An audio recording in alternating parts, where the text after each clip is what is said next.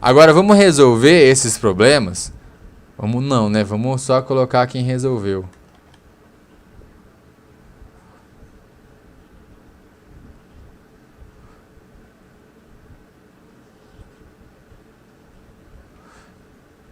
Então, ó, a gente tem como um ano bem interessante aí para física, 1905, porque o Einstein publicou 4 artigos, né? Ele publicou a relatividade restrita, ele publicou o efeito fotoelétrico e mais 2 do efeito browniano ali. Ele ganhou o Nobel exatamente pelo efeito fotoelétrico, que é isso que a gente vai explicar agora, tá? Ele nunca ganhou o Nobel pela relatividade, beleza? Só pra gente não marcar coisinhas erradas também. Mas tá, o que ele vai fazer? Ó, ele vai colocar alguns postulados aqui para explicar o que não podia ser explicado. Então a gente vai usar novas vertentes para explicar aqueles probleminhas, né? Lembra que a gente estava colocando ali em cima. Quais são eles? Ó, vou escrever aqui na ordem que ele colocou. Beleza, então primeiro, ó, lembra daquela ideia do Planck que a gente falou que a troca de energia entre matéria e radiação não era de qualquer jeito, né? Era sempre quantizada. Ele usou a mesma ideia para a luz. Ele falou assim, ó, a luz é quantizada. Ou seja, a luz não é contínua. Ela é formada por grãozinhos de partículas, tá? Vamos só entender já isso daqui.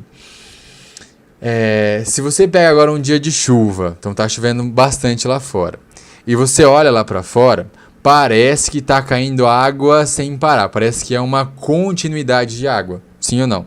Mas se você fizer um zoom, você vai ver que são partículas de água que estão caindo, né? São gotas de água. Só que daí, como é muito ao mesmo tempo, te dá a sensação de ser contínuo. Mas não é. Aqui é a mesma coisa. Qual que foi a explicação dele? Você está vendo luz vindo, né? Mas como é muita luz, é muito grãozinho de luz, então parece ser contínuo, mas na verdade não é.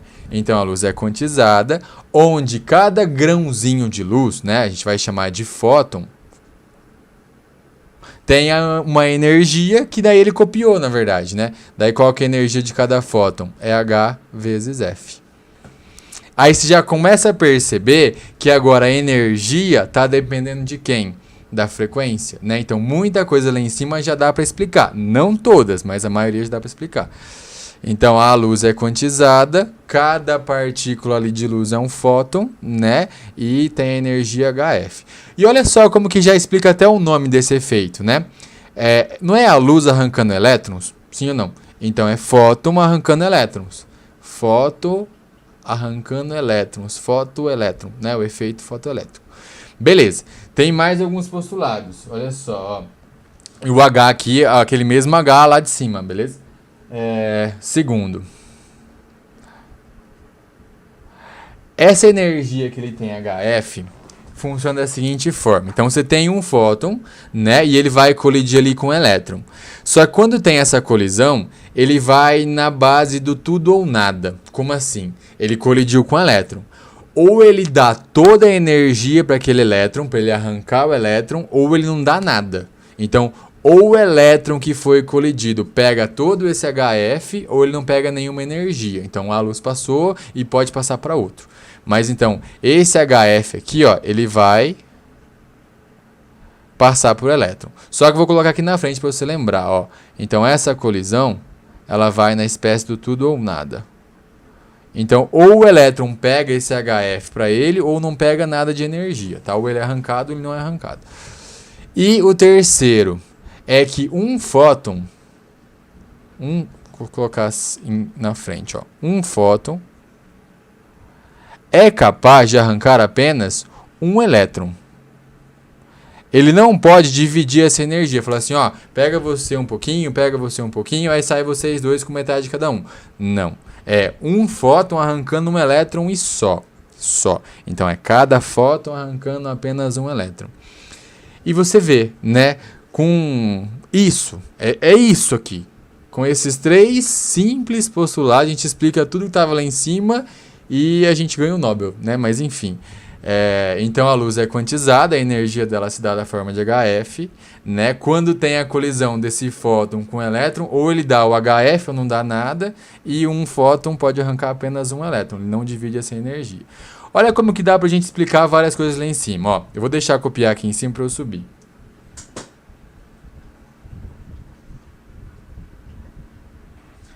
Isso, Fer. Assim, eu coloquei os problemas pra gente resolver eles agora, né? Pra gente entender o porquê que nasce essa física moderna. Mas você saber como que funciona que é o importante, tá? Depois eu vou fazer um resuminho bem legal aqui da matéria.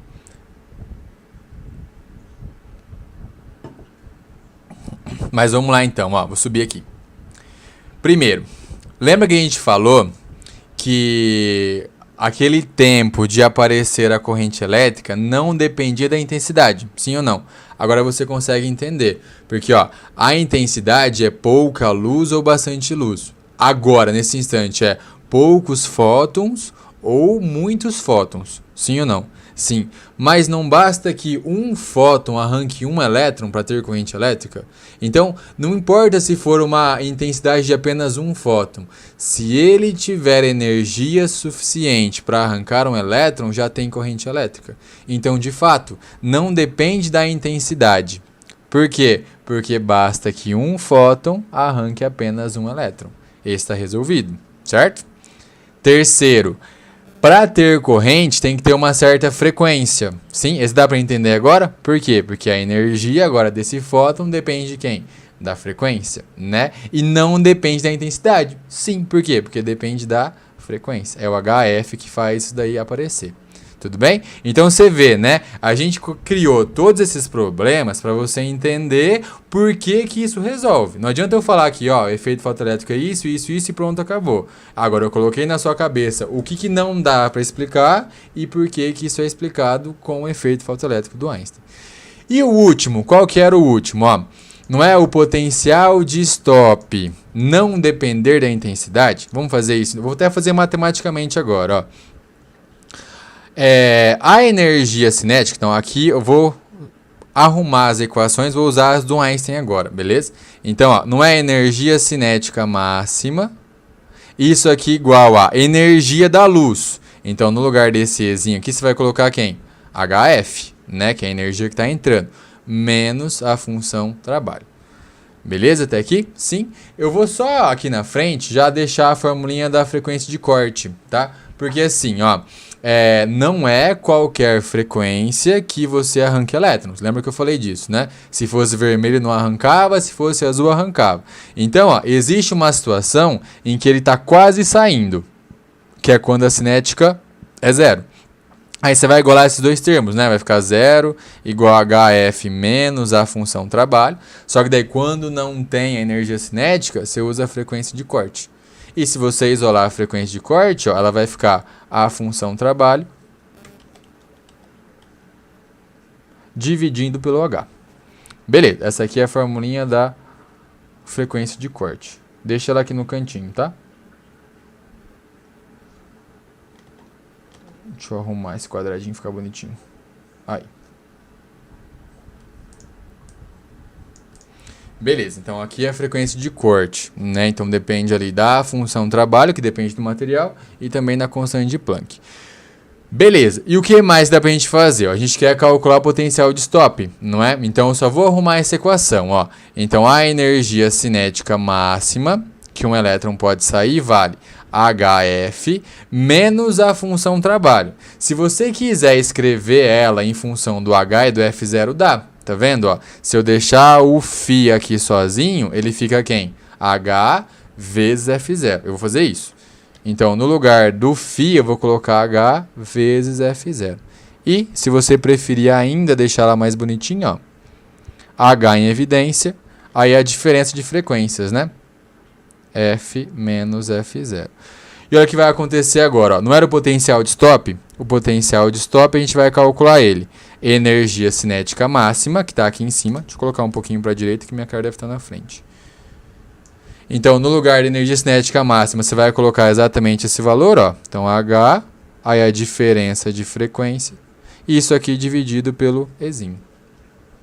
Pronto. Aí agora a conclusão é, do que depende o potencial de stop? Depende da intensidade? Não, depende da frequência, né? Então, mais uma explicação. Então, não depende da intensidade, depende da frequência.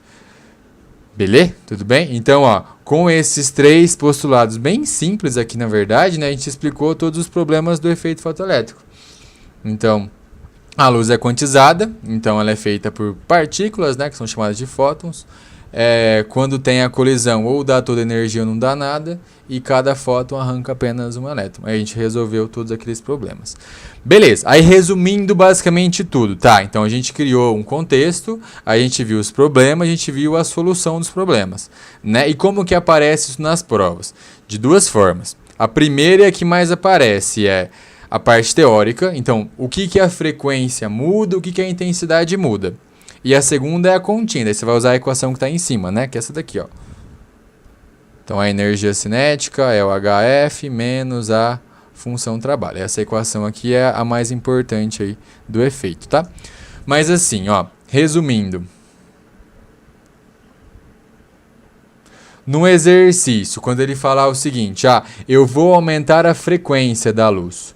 O que a frequência faz? A frequência aumenta a energia da luz.